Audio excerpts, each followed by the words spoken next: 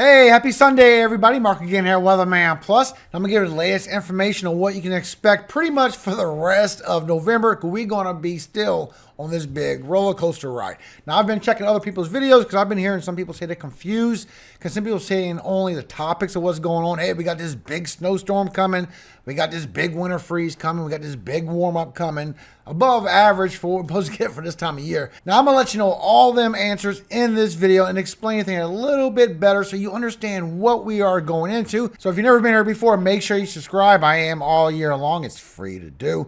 And you can see with HRRR, all our storms still coming in from the west for the next 48 hours. But you can still see we still have our temperatures. We still have cool air coming in and we have this warm up coming.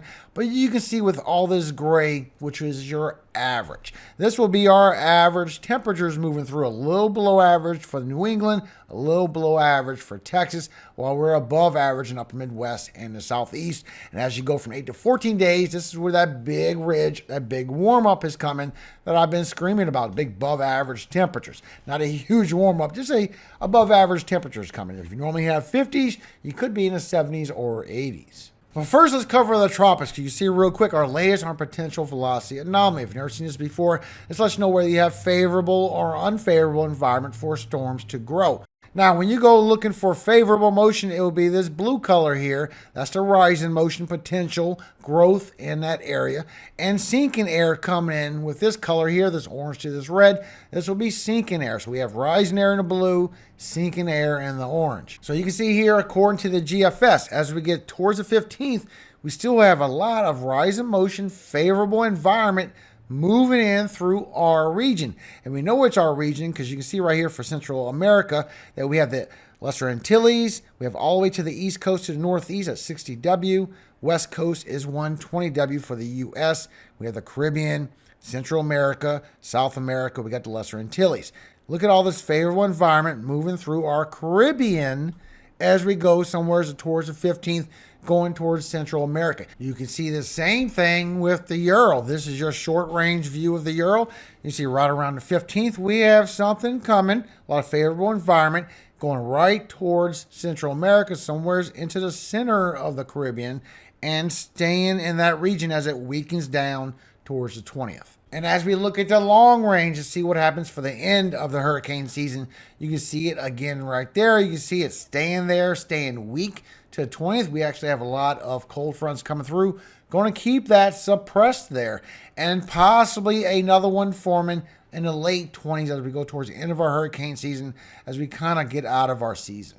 Plus, as you check the latest model data, you can see right here, according to the Euro, we get that cold front coming through, big high pressure coming through, revolving clockwise, remember that. And then we also get that lift that starts forming up over by Central America. Now, Euro takes it to where if any formation at all, it really don't make it. You might get a front-induced low forming out in the Atlantic instead. Now, this also is something you can see in the control member with the Euro. As you go towards the 16th of November, that you see it starts transferring the energy from Central America into the Atlantic Ocean. But you can see his best chance does pass by around that time as you look at your chance for a tropical depression starting on the 9th. As you go 5 days, starts raising his chance. 6, 7, 8 days, starts going towards Central America for any kind of growth. Getting pushed by the cold front, staying lower and going west in 10 days, somewhere around Cancun, over Central America, going further to the west. So as we take a look at the rest of the model data, you can see with GFS, you get this big high pressure rolling through, cannot go further to the north, and it just sits there and stays around the Western Caribbean for multiple days. Then maybe around the 17th, it just sits there while you get a trough, which is very odd. You should take a look at while you get a trough rolling through. This would normally pull this northern. The model data keeps it right there and it just stays there and just builds into a major hurricane. But what you can see is on precipitable water as you go towards the 11th through the 13th, as this forms in the Caribbean, you get all this dry air, you get this cold front coming through, and the cold front does keep that block down into the Caribbean all the way to the 14th and 15th. But then you get another cold front that comes through right around the 20th, keeping that suppressed down.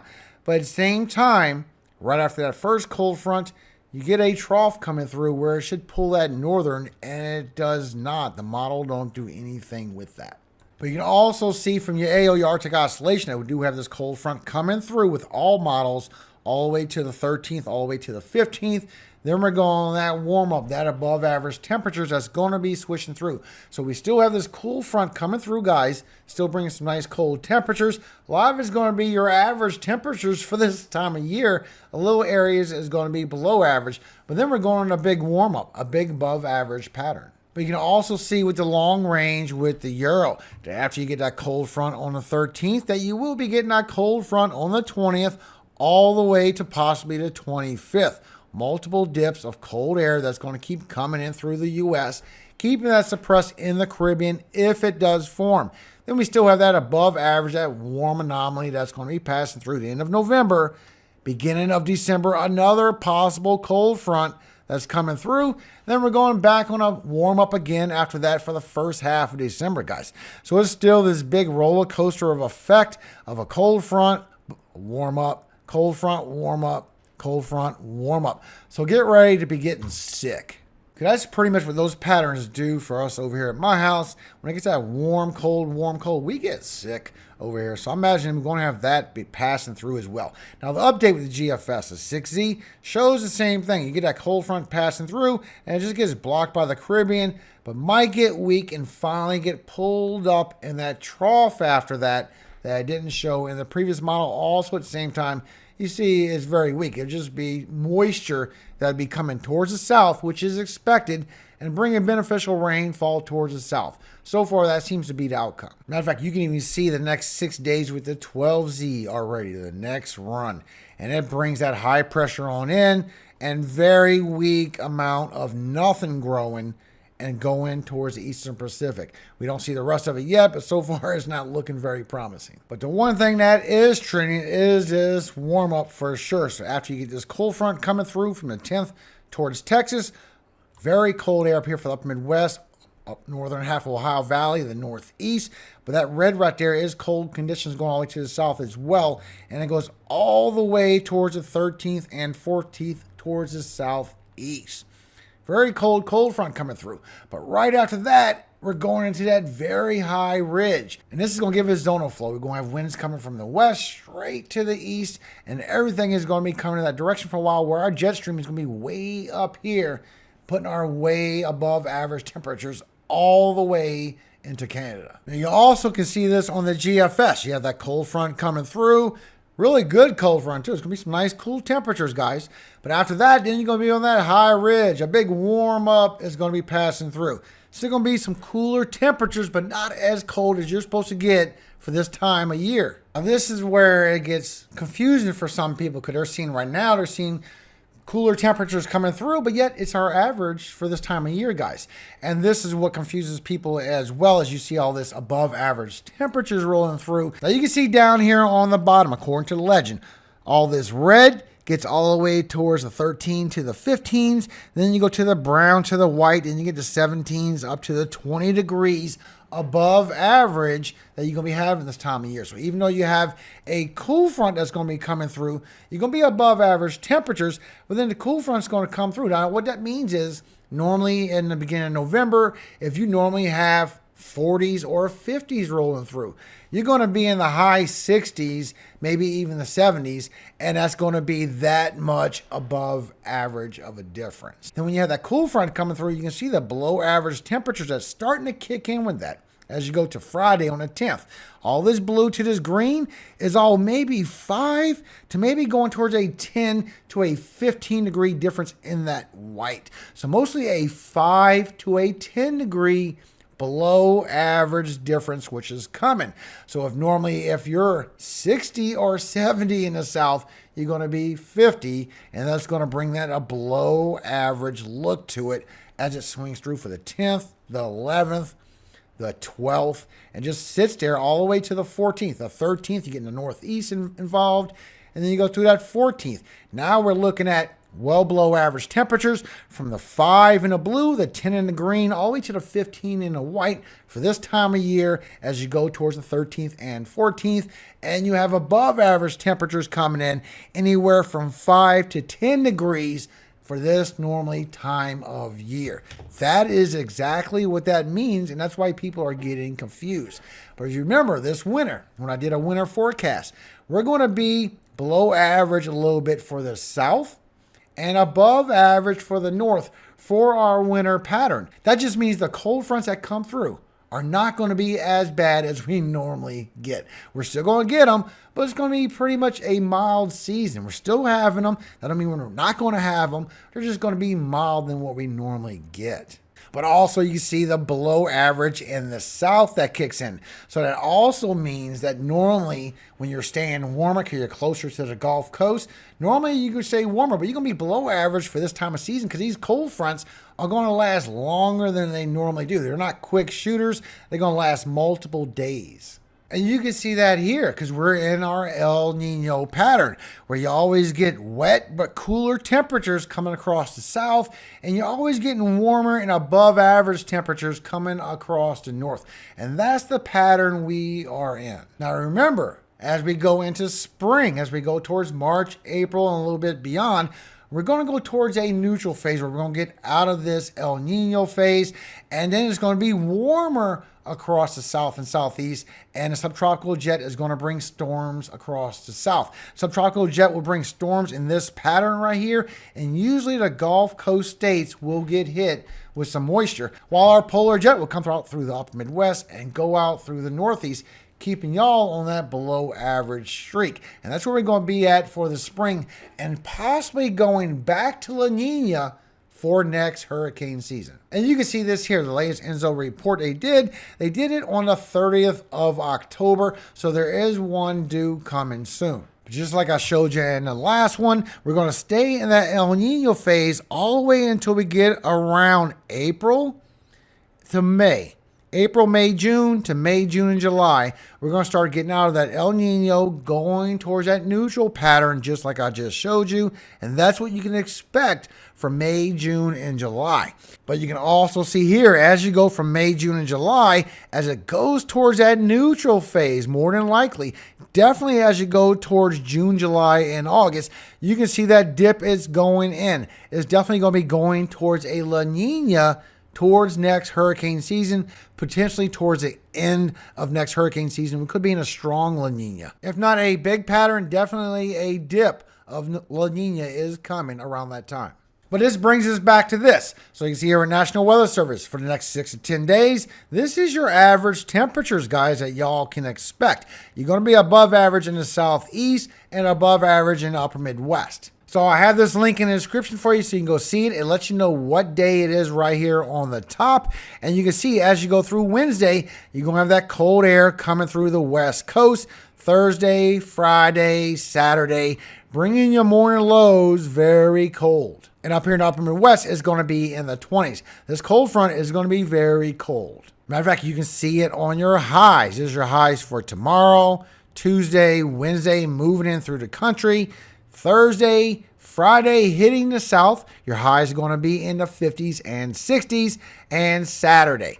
By Saturday, the whole country's highs are going to be somewhere in the 40s and 50s, except for the southeast and the New Orleans area. Y'all still going to be in the 70s and 80s. But it is going to be your highs as you go through this Saturday, guys. Then as we go from Sunday to the 18th, still going at very much above average temperatures.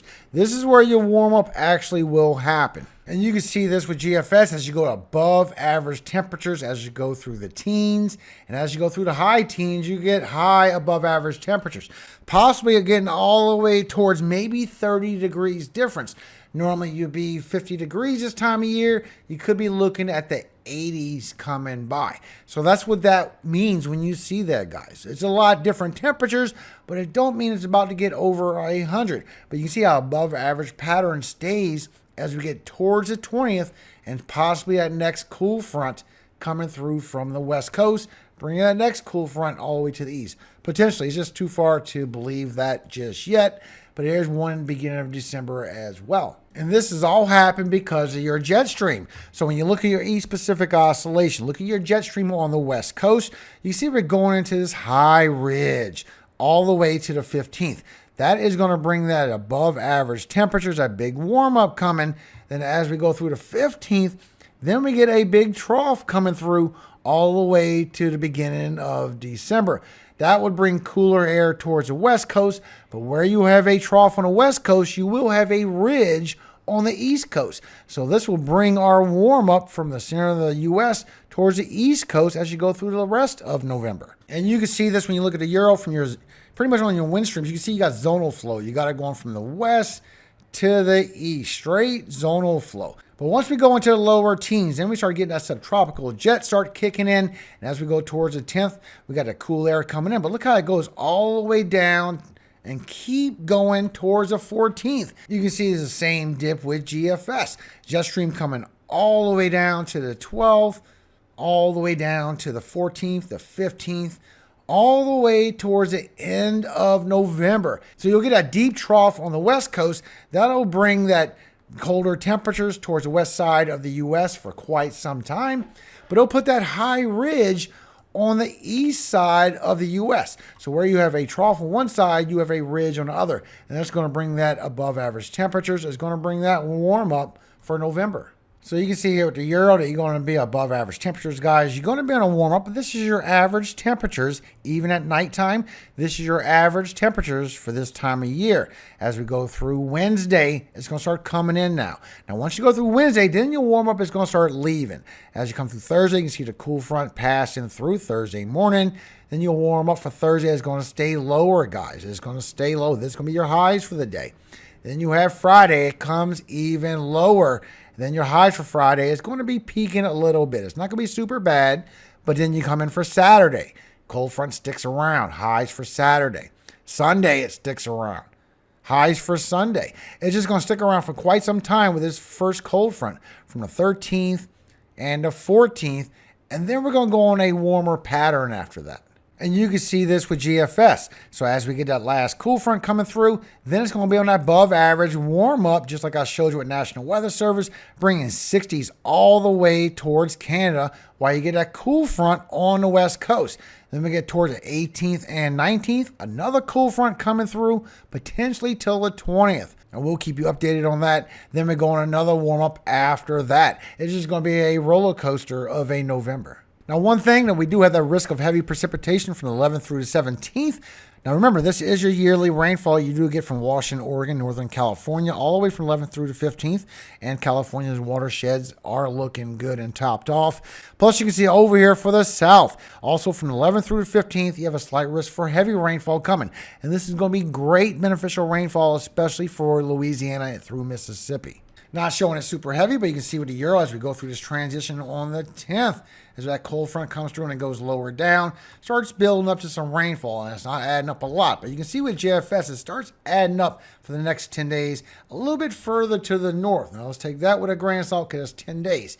But you can see after that, GFS says that this pattern we could be into for quite some time and bring a lot of beneficial rainfall to others that need it. So you can see the new drought map that we have. There's some drought in New Mexico. We still have some for Nebraska, eastern Iowa, Tennessee, Alabama, even a panhandle of Florida, northern Georgia. But when you look at Louisiana and Mississippi, their drought has grown, guys. So they really need this rainfall. So far, starting Thursday on November 9th, going through Friday, there is a marginal risk for flash flooding for Texas as it comes through northern Louisiana, eastern Oklahoma, and Arkansas. Now, this is bringing a lot of above average temperatures. I know y'all been told there's supposed to be a lot of snowstorm, and there's not. I think it's going to start later, but I think it's going to be a milder season, guys. You can see here for the next 10 days with the Euro, you're going to get some snow in the higher elevations of the Rocky Mountains, the Cascades. But all this gray is maybe an inch. And once you start getting to this light blue, that's 2 and 3 inches. So we're going to have some clippers that's going to move through. And maybe for up here for northern Michigan, northern Minnesota, maybe the Dakotas might get a little bit in on it. And a little bit for the Northeast, you might get an inch of snow. Some novelty flakes come through. Could get on the grass. That's about it. Matter of fact, the 12Z on the GFS going all the way towards November 18th. So far, still showing nothing coming for November. I do hope this has helped you understand this roller coaster we're about to go through. That way you can see well these temperatures that we're about to go through these cold fronts as well, guys. Then it's going to warm right back up every single time. I think we're going to have more snow chances coming later on. Like I still said last time, I think our cycles are a month off from what it used to be. But real quick, as you go on through your Sunday, some words from our Father. Proverbs 20, 2 through 5. The fear of a king is as the roaring of a lion. Whosoever provoketh him to anger sinneth against his own soul. It is an honor for a man to cease from strife, but every fool will be meddling. The sluggard will not plow by reason of the cold. Therefore shall he beg in harvest and have nothing. Counsel in the heart of man is like deep water, but a man of understanding will draw it out. Amen. Have a great day, everybody. Hope you have a very blessed Sunday out there. And remember, this is pretty much the normal patterns we go in through for November. It swings through cold fronts, warm-ups. This is what we go through. It's just a little bit different on the temperature scale. Now remember, all glory always goes to God, our Father in heaven, Yahweh. And I hope he always keeps you safe every single day of your life. You and your family. And forever. Amen. Hallelujah. Amen. Have a great day, everybody.